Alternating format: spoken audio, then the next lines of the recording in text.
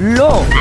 תמורת כמה כסף אתה מוכן לאכול את הפיצה פפרוני הזאת? זרקי ניחוש. 50 שקל. לא. 100 שקל. תקשיבי, את לא במספרים. 300 שקל? לא, אני לא. אני מביאה לך מלא כסף, עכשיו לא יודעת, 500 שקל. לא, זה לא הכיוון, זה רעל. אני מביאה לך 1,000 שקל על הפיצה פפרוני. זה רעל, אני לא נוגע בזה. 2,000 שקל. תקשיבי, אני לא נוגע בחרא הזה. 5,000 שקל. זה יגרום לי למוות. והצעה האחרונה, 10,000 שקל תמורת ביס אחד מהפיצה. גם תמורת 50,000 אני לא אגע בפיצה המסריחה הזאת. אתה מסתלבט עליי, זה כולה פיצה. זה לא כולה פיצה. ביס אחד מהפיצה הזאת יגרום לי להתמכרות, ואז אני ארצה עוד פיצה, ועוד פיצה, ועוד פיצה, עד שאני אמות. די, נו, הגזמת. הגורם מספר אחד למוות היום זה סוכר. בגלל שאנשים כל כך מתמכרים לזה, הם אוכלים בכמויות שהם לא שמים לב, ואז יש להם מחלות, סוכרת, סרטן. אבל אני מכורה, מה אני יכולה לעשות עם זה? את יכולה בכיף מאוד עם האפליקציה של סטורי. זאת האפליקציה היחידה בארץ ובעולם שגורמת לך להפסיק להיות מכורה לסוכרים ופחמימות. אבל כמה זה עולה? זה בטח יקר. זה בחינם לגמרי רק לעוקבים שלנו. בגלל ההשקה שלנו אנחנו עושים גם ליווי תזונתי ורגשי